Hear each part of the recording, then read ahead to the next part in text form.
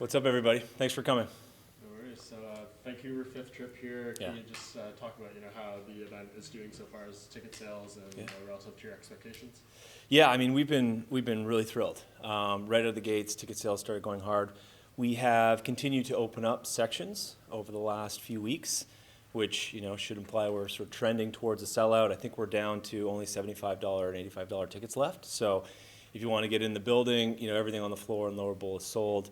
In a certain sense, we're not surprised, right? Like, this is a fight that, I remember when it was announced, it seemed like, every account, everyone who has any association with mixed martial arts was like, man, we got to see this fight.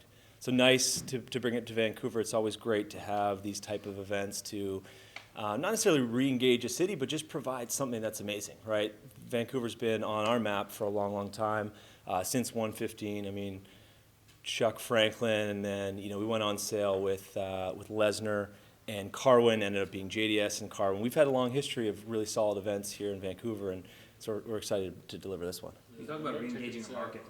Montreal is a market that probably needs to be re-engaged. Is that something that is on your radar? Yeah, I mean, Montreal's on the radar every single year. It's really tough. It may sound like a bit of a broken record, but in Canada, especially with the NBA and the NHL, it's hard to find weekends during our season or during the year that makes sense for us. Love to get back to Montreal, absolutely, and it's got nothing to do with the scuttlebutt recently of Khabib and GSP. This is us every year trying to get back at the right time of year to be in Montreal. Summer's tough across Canada. I mean, we work extra hard to make sure we're getting the awareness out on events, that we're promoting and selling the tickets for all the summer events, because everyone goes on holidays. I mean, that's sort of how it works. But we've got a real treat this weekend, and we're really excited about it. When you say Khabib and GSP, sounds like this year you guys might break your ticket sale total for like a calendar year. And events like this, that not a title fight and anything, and then you go to New York, you're not having a title fight there. What does that say about like the state of the sport, that you can sell out venues with these type of fights that aren't championship bouts? Yeah, absolutely. I mean, it's something that we've been invested in and supportive of for a long time. You guys know how it works, right? You go through different stages, and all of a sudden, like Masvidal has percolated up to the top, justifiably so, and for good reason. And it's that fight that if you asked Masvidal what he wanted, prior to his last two fights, I guarantee you he wouldn't have said Diaz. And so all of a sudden, this has come together at the right time. Dana and Hunter and Sean and Mick were able to pull that thing together, and it's great timing because you want that type of event for somewhere as special as the Garden. You talked about Montreal. What about Toronto? It seems like the trend, it's you skip 1 year and then come back the next year. Do you think you'll be back in Toronto next year? Yeah, we're aiming to. I mean, we'd love to be. The cadence thus far in the last, say, 6 or 7 years has been once every 2 years, which you think is appropriate. I mean, we want to make sure that we're getting to as many places across the country here as we can. So you looked at 2020, and maybe we're back in the Maritimes, Atlantic Canada. We haven't been to, we were in Winnipeg last year, I think, in December. 2017. Yeah, so getting back to sort of central Canada, whether it's Saskatchewan or Manitoba, we're not sure yet, but we want to make sure we are, delivering quality events across the country, and we're going to continue to have 3 total events in Canada, and so that definitely limits us, but it gives us an opportunity to come back with a market that's thirsting for it. Is Victoria ever get considered as a fight market? Sorry, Victoria? Yeah, Victoria, just because it is a pretty big fight community. There's a couple notable gyms out there. Rise FC just had their show there. Yeah. Is that something you guys have looked at maybe for like a fight night card? And that's where Tristan Connolly came from, right? Well, we're from there, and he fought there last July. Yeah, I mean, on the radar, I mean, we've got to be smart about these types of things. I think we need to have the proper venue, right? Because we want to be, if you're in Canada, you got to be in a solid hockey rink that can go 10, 12, 14, or 16,000 or more people. And you've also got a number of cities that are close to Victoria that can host these events. So I think for us, we've kind of pinpointed certain places across the country that we know we can draw from the surrounding areas, and quite frankly, that's why we're here in Vancouver. Do you have any new markets that are on the radar that you're considering? Yeah, a few. Probably a bit premature to talk about those publicly. We've tested out in Canada, since I guess we started in 2008 with events in Canada, a variety of different cities, and most have worked.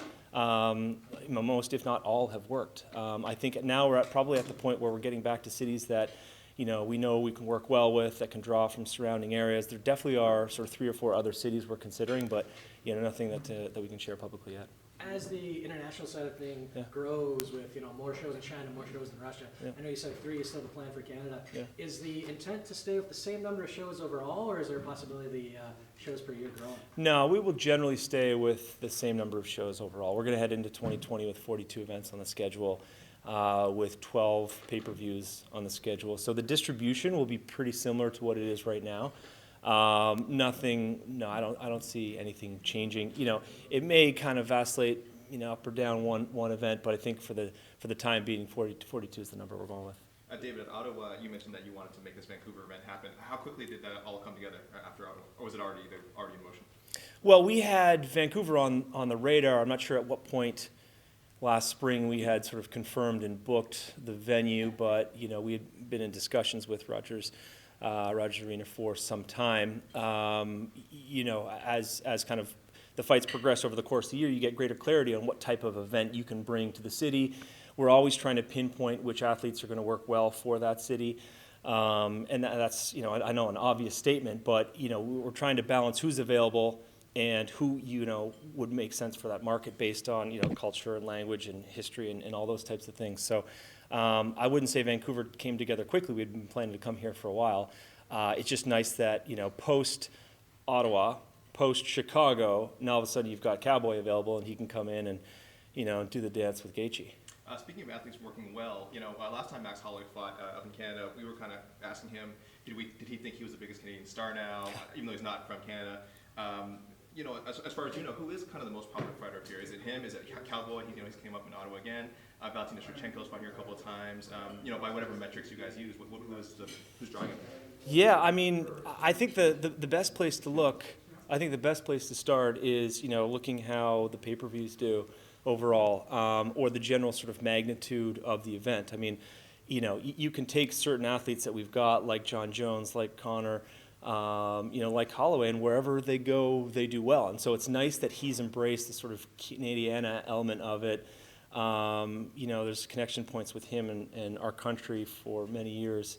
I think that there's a situation where we're trying to bring athletes that we know will have a long runway in Canada and resonate well with the population here. But when it comes down to it, it almost doesn't matter. People just want to see a highly competitive event. If we've got a mismatch, we've got a fight that just doesn't make sense, our fans realize that, right? Like, our fans are, scrutinizing and intelligent and really discerning when it comes to the authenticity of our events, and that's why it almost doesn't matter. You just gotta have a good matchup, and so we're pretty lucky these days in the way that some of the athletes are progressing through the ranks. I know you weren't in Abu Dhabi, but Yeah. That was seemingly a pretty successful event. Yeah. What have the conversations been about, the future years of that deal? Like, what changes are you going to make? Yeah. Those kind of things. Well, it's pretty high bar to set, right? Take Khabib to Abu Dhabi.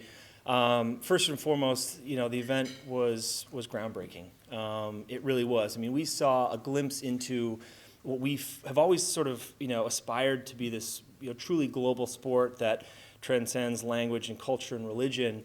And though we've seen glimpses of it, I don't think we've seen it to this level, this magnitude, as we did this past weekend. And I'll give you a good example. I'm not sure if I've talked to any of you guys about this in the last week or so, but looking at some of the free fights and not how they performed, because the numbers were staggering, like in line with UFC 229, which we expected, and we're glad that it actually turned out that way. But it was the distribution, it was where people were watching these things. And when you go through kind of the top 10 list of where people are watching a standard free fight, because we release these free fights in advance of every big event, and it's the normal kind of like U.S., Canada, Australia, U.K., et cetera, in the lead up to 242, it was obviously the U.S., but proportionally it was much smaller. And then it was, India and Indonesia and Malaysia. And so all the Muslim community was coming out to support and watch Khabib. Now, we obviously aren't able and have not transacted those people. If they're in those countries, they're watching either on free-to-air or they're watching pay TV or maybe some sort of digital service. But this, to us, was just a clear indication that there are millions and millions of people around the world that love the sport and connect with different athletes. And I think when it leads into, next year's event in Abu Dhabi, Maybe we have Khabib, but maybe not. I'm not sure what the case is going to be, but I think this year really made an impact. When you say the numbers were in line with UFC 229, Yeah. do you mean from a pay-per-view standpoint or just overall viewership? No, I'm talking like my example to Mike was just overall viewership. I mean, we were tracking, a variety of different metrics around the world, and I brought up the example of the YouTube free fights because they're accessible to everyone, and YouTube is virtually everywhere. But if you're in China and you're on Weibo or Douyin or you're on TikTok or you're a variety of different platforms, we were just seeing astronomical numbers that were in line with what we saw with UFC 229. And just to circle back to what you said earlier, you mentioned the scuttlebutt of GSP and Khabib. Yeah. Is that a fight that could potentially happen? And would Montreal be a market where you'd want to bring that if GSP does come back for a one-night-only type deal? How's the Olympic Stadium doing these days? That's what I was going to say. Is the Olympic Stadium able to? I don't know. I mean, to your first question, definitely more of a Dana question. I'm not sure what those guys have in store.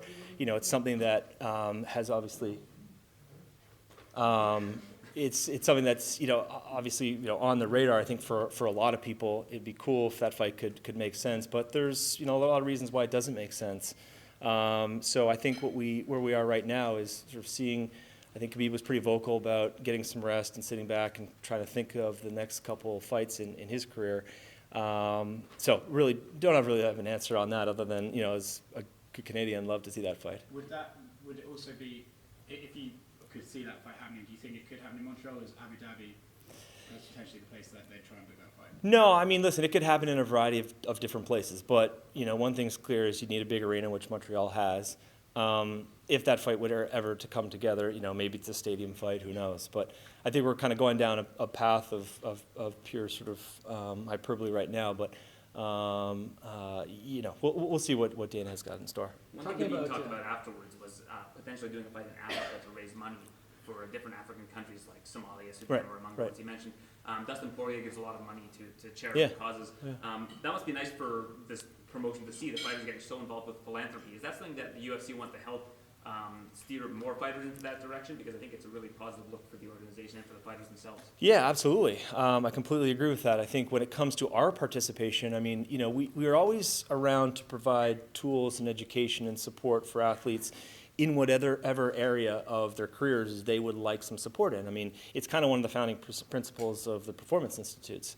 But when it comes to, media training, social media help, working on one's personal brand, these are, tools and services that we're always available to provide. When it comes to the philanthropic side of it, it's not something, everyone's got kind of their own cause and their own purpose, and we think that's great, and we respect all of it. We'd love to continue to see more of it. It's nice when our athletes are using their platform to raise money for a good cause, especially when it comes down to some of the causes that both Khabib and Poirier were talking about. The Africa conversation is an interesting one because of now the rise to the top of Nagano and Usman and obviously Adesanya and a variety of others. So the time I don't think has ever been as kind of ripe as it is right now, but there's a litany of challenges that we'd have try to put on an event in Africa, depending on, lots of different countries. And I think the first look we would probably have is to South Africa because of, the importance of our broadcast relationship there with Supersport. But the possibilities are definitely on the list right now. Talking about fighters connecting with demographics and your YouTube viewership and everything. Weili Zhang, obviously big news, Chinese champion, the first UFC Chinese champion. Vancouver's got a huge Chinese population. Canada does as well. Obviously, the States. Is the intent to have her continue competing in China, or do you want to see her, fight some of the other markets where she'd have a big following? It's a really good question, and I think it's something that's being kicked around right now. I haven't spoken to any other guys about the next steps for her, though. Winning so quickly, we'd love to have her back soon. I think there's a real argument to have her fight in China. I mean, this is the kind of strike while the iron's hot type of concept where the numbers that she was putting up and the response that we got from not only the mixed martial arts community, but the community as a whole has been unlike anything we've ever seen before.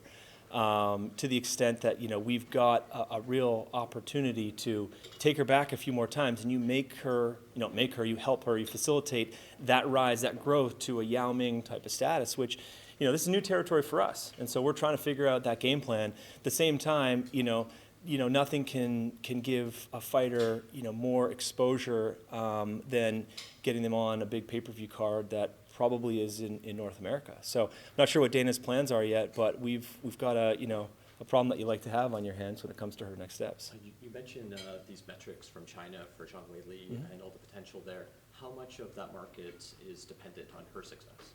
Well, I think this is just the start. I mean, what I think was largely not undocumented, but certainly didn't get the same attention as she got, was the fact that we had, 2 athletes that had come from the Shanghai Performance Institute that won on the card, right? And the Shanghai Performance Institute's only been open since June. And when we sat down a year ago, I think we were talking about this, we sort of laid out, okay, what's the 5-year plan for the China business? And we wanted to have a Chinese athlete or a champion, I should say, by, year 3 or something like that. And it really happened within kind of 9 months. But now we've got the tools, we've got, the framework to help foster and cultivate the talent in China and indeed North Asia. I mean, now all of a sudden you've got this facility that everyone through China and Japan and Korea and a few other places can come and train at. I think this is just going to pave the way to a variety of other contenders and people who are getting involved successfully in the UFC, and that we're thrilled about because, this is we're in it for the long run there. I mean, I think that we've proven, we've made the investment in the country. We've got great broadcast relationships, both on the public side with the state broadcasters as well as PPTV and a few others, and I think this is just the kind of first chapter of a long, long game. Are there any challenges to continuing in that market that everyone may not know about, sort of from the outside? Not particularly. I mean, I think, it took a few events to kind of get our feet wet and understand how we work with local officials and how our operations work, but nothing that's insurmountable. I mean, I think we're on a pretty good pace right now. So we'll probably end up being in China a couple times next year. And then, listen, we've got this amazing facility, and you see what we're doing with the Apex in Las Vegas and hosting Contender Series.